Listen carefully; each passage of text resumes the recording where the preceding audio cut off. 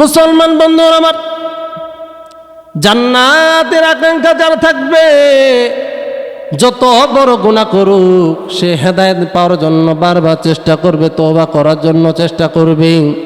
আমরা তো কত গুনাহ করি কিন্তু একটা বারের জন্য তওবা করি না, কারণ আমাদের ভিতরে জান্নাতের আকাঙ্ক্ষা নাই। এ বন্ধু, মহিলা সাহাবী বারবার নবীজিকে বলার পর বিশ্ব নবী ডেকে বলেন, মহিলা সন্তান যখন দুনিয়া আসবে তারপরে তুমি আসিও, আমি ফয়সালা দিব। কিছুদিন পর এই মহিলা ওই সন্তানকে নিয়ে এসে বলেন, নবী গো, আমার কোলে যে সন্তান দেখেন আপনি বলেছিলেন সন্তান জন্মগ্রহণ করার পরে আসবে, তাহলে আপনি ফয়সালা দিবেন। নবী গো, আমি সন্তান নিয়ে এসেছি, এইবার আপনি আমার জন্য ফয়সালা দিন। রাসূল সাল্লাল্লাহু আলাইহি সাল্লাম বলেন, দ্বিতীয় নাম্বার হলো যে ব্যক্তি ঈমানওয়ালা হবে, যার দিলের ভিতরে ঈমান চলে আসবে, সে সব সময় জান্নাতের তামান্না করবে। সুবহানাল্লাহ। কেমনে? সে থাকবে দুনিয়ায় কিন্তু সদা সর্বদা জান্নাতের জন্য ব্যস্ত থাকবে। কি করলে জান্নাত পাওয়া যায় এই চিন্তায় সে থাকবে। সে চিন্তা করবে যদি নামাজ পড়লে জান্নাত পাওয়া যায় সে নামাজ পড়বে, রোজা রাখলে যদি জান্নাত পাওয়া যায় রোজা রাখবে, জাকাত দিলে যদি জান্নাত পাওয়া যায় জাকাত দিবে, যদি অন্যায় কাজ থেকে বিরত থাকলে জান্নাত পাওয়া যায় অন্যায় কাজ থেকে বিরত থাকবে। যদি চিন্তা করে দাড়ি টুপি পাঞ্জাবি পরলেও আল্লাহওয়ালা হওয়া যাবে, জান্নাত পাওয়া যাবে, তো তাই করবে। অর্থাৎ জান্নাত পাওয়ার জন্য যা যা করা দরকার একজন মানুষ যখন তাই করবে, মনে করবেন তার দিলটাও আল্লাহওয়ালা ঈমানওয়ালা হয়ে গেছে। সুবহানাল্লাহ। জান্নাতের আকাঙ্ক্ষা যার ভিতরে থাকবে। জান্নাতের আকাঙ্ক্ষা কেমন এইটা আমরা আমাদের গল্প দিয়ে বললে হবে না, সাহাবায়ে কেরামের জীবনী থেকে নিতে হবে। জান্নাতের আকাঙ্ক্ষা কেমন থাকতে হবে, তাহলে এর একটা তাসির আমাদের ভিতরে চলে আসবে। একজন মহিলা সাহাবা, তিনি অনেক গর্ভবতী, পেটে সন্তান, তিনি জেনা করেছেন। রাসূলুল্লাহ সাল্লাল্লাহু আলাইহি সাল্লামের কাছে এসে বলেন, নবীজি আমাকে পবিত্র করে দিন, আমি জেনার কাজে জড়িত হয়েছি, এই গুনাহ নিয়ে যদি আমি কবরে যাই জাহান্নাম ছাড়া আমার আর কোথাও জায়গা হবে। বিশ্বনবী রাসূলুল্লাহ সাল্লাল্লাহু আলাইহি সাল্লাম কথাটা না শোনার ভান করলেন, কারণ নবীজি যদি শুনে ফেলেন আর একটা রায় দিয়ে দেন এটা তো গ্রহণ করতেই হবে। কারণ কেউ যদি জেনা করে তাহলে তার কি হবে? মৃত্যুদণ্ড, পাথর নিক্ষেপ করে তাকে হত্যা করা হবে। নবীজি সাল্লাল্লাহু আলাইহি সাল্লাম সেটা না শোনার চেষ্টা করলেন, ভান করলেন। যখন বিশ্বনবীর এই অবস্থা দেখলেন, মহিলা তো এখন জান্নাতের দেওয়ান, সে তো ভুল করে ফেলেছে, সে জানে যে এই ভুলের কারণে আমি জান্নাতি হতে পারবো না, জাহান্নামি হয়ে যাব, আমাকে মাপ চেয়েই নিতে হবে, দুনিয়ায় আমার শাস্তি হয়ে যায়। অথচ এই জেনা যারা করে এটা কি প্রকাশ্যে করে না গোপনে করে? এটা তো আল্লাহ তাআলা ছাড়া আর কেউ দেখেন না। অথচ এই জান্নাত পাওয়ার লোভে গোপন গুনাহটাও দুনিয়ায় যেন মাপ হয়ে যায়, এই যেন নবীজির কাছে বারবার কাকুতি করতেছে, আকুতি করতেছে। বিশ্বনবীকে আবার বলেন, নবীজি আমাকে পবিত্র করে দিন, আমি জেনার কাজে জড়িত হয়েছি, আল্লাহ যেন আমাকে মাফ করে দেন। বিশ্বনবীকে এইভাবে বারবার বলার পরে বিশ্বনবী একটু কানে নিয়ে বললেন, ও মহিলা, তোমার গর্ভে যে জেনার সন্তান আছে, এই সন্তান যখন জন্মগ্রহণ করবে তারপরে তুমি আসো, এরপরে ফয়সালা দেবে। মুসলমান বন্ধুরা আমার, জান্নাতের আকাঙ্ক্ষা যার থাকবে, যত বড় গুনাহ করুক সে হেদায়েত পাওয়ার জন্য বারবার চেষ্টা করবে, তওবা করার জন্য চেষ্টা করবে। আমরা তো কত গুনাহ করি কিন্তু একটা বারের জন্য তওবা করি না, কারণ আমাদের ভিতরে জান্নাতের আকাঙ্ক্ষা নাই। এ বন্ধু, মহিলা সাহাবী বারবার নবীজিকে বলার পর বিশ্ব নবী ডেকে বলেন, মহিলা সন্তান যখন দুনিয়া আসবে তারপরে তুমি আসিও, আমি ফয়সালা দিব। কিছুদিন পর এই মহিলা ওই সন্তানকে নিয়ে এসে বলেন, নবী গো, আমার কোলে যে সন্তান দেখেন আপনি বলেছিলেন সন্তান জন্মগ্রহণ জন্মগ্রহণ করার পরে আসবে, তাহলে আপনি ফয়সালা দিবেন। নবী গো,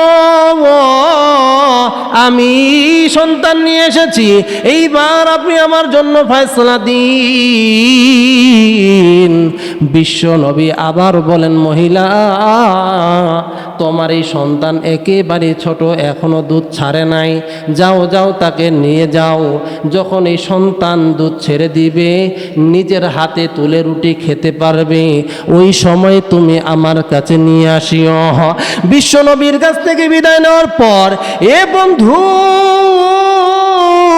আমরা তো গোপনে কত গুনাহ করি।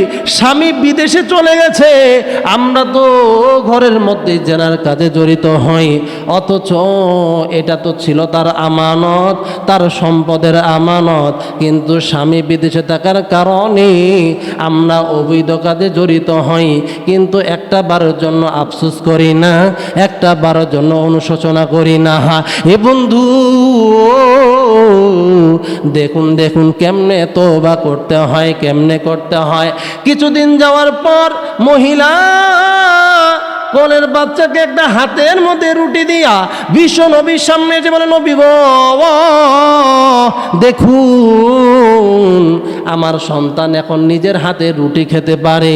নবী গো, আমাকে পবিত্র করে দিন, আমি জান্নাত পেতে চাই, আমি জাহান্নামে যেতে চাই না, কারণ জাহান্নামে ঢুকলেই আযাব আমি সহ্য করতে পারবো না।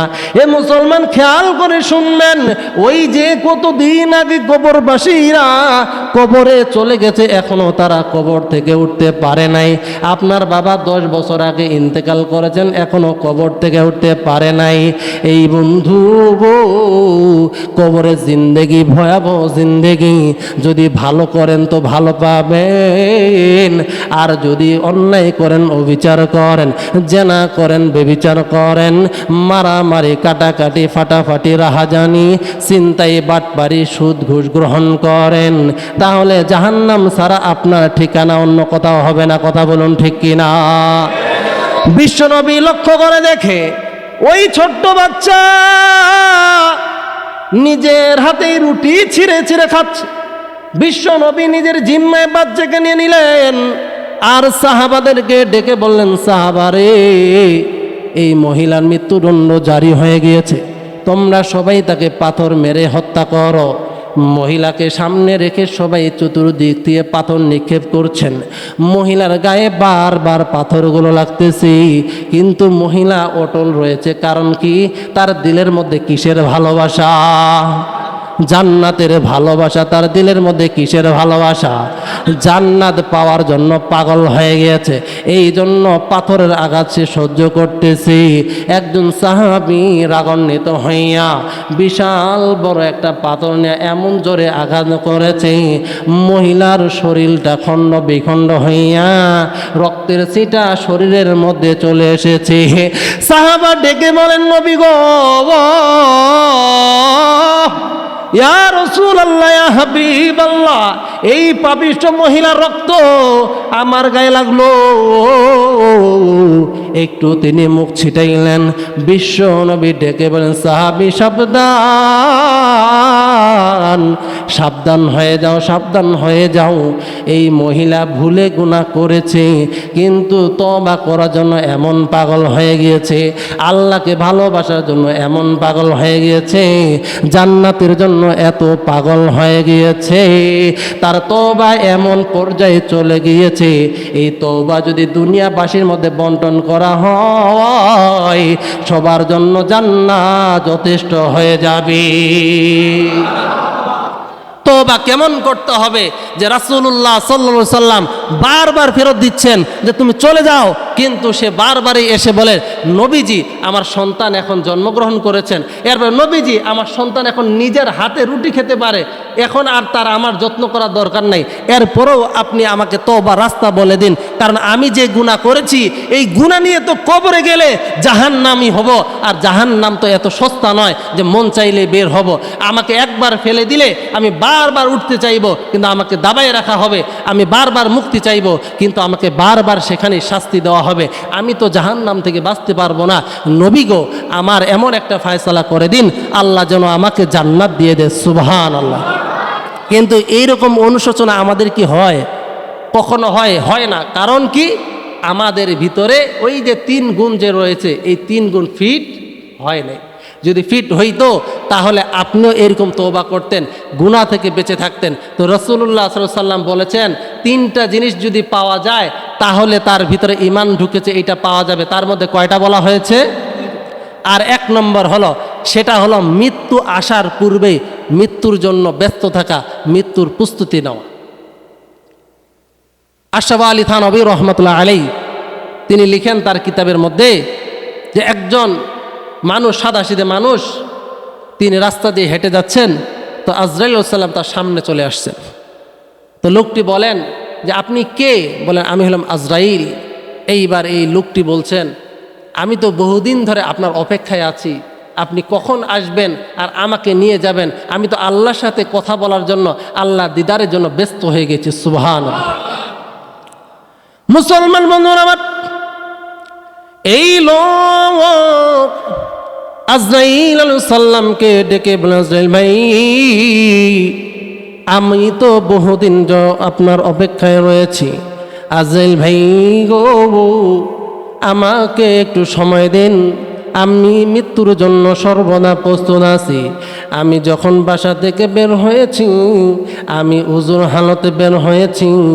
ও আজরাইল ভাই, আমার ঘাড়ের মধ্যে যে গামছাটা দেখা যায়, এইটা আমি জায়নামাজ হিসাবে ব্যবহার করব। আমি যখন রুকু থেকে সেজদায় যাব, যখন আমি বলবো সুবহান রব্বিয়াল আ'লা আ'লা, সুবহান রব্বিয়াল আ'লা, তখন আপনি আমার জানটা কবজ কইরেন আজরাইল ভাই। কারণ আমার বহু দিনের তামান্না, আমার মৃত্যুটা যেন সেজদার হালতে হয়, আমার মৃত্যু যেন সেজদারত অবস্থায় হয়। আজরাইল ভাই,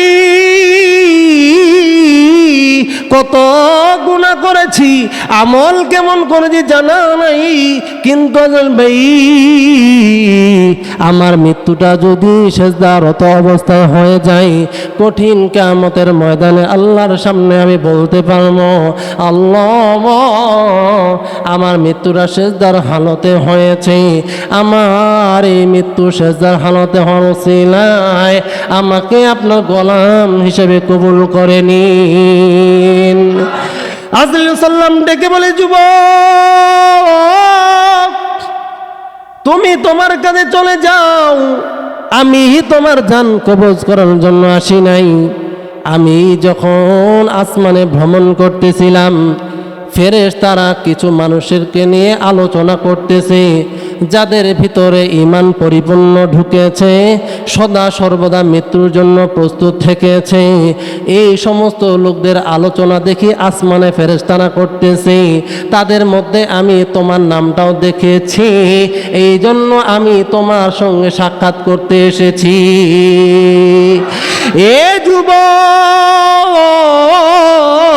যাও, তুমি চলে যাও, তোমার জান আমি এখন কবজ করব না, কিন্তু মনে রাখো, তোমার এখন যে হালত দেখা যায়, মৃত্যুর সময় যখন তোমার চলে আসবে, ওই সময়ে যদি তোমার দিলের মধ্যে এইরকম আল্লাহর প্রেম থাকে, জান্নাতের জন্য প্রেম থাকে, মৃত্যুর জন্য প্রস্তুতি থাকে, বলে দিলাম ওই দিন আমি খালি হাতে আসব না, ওই দিন আমি জান্নাত নিয়ে তোমার সামনে চলে আসব। এ যুবক, শুধু তাই নয়, ওই দিন জান্নাতের সাথে নিয়ে আসব, আর জান্নাতি শরাব পান করাতে করাতে তোমার জান আমি কবজ করে নিয়ে যাব। আল্লাহু আকবার।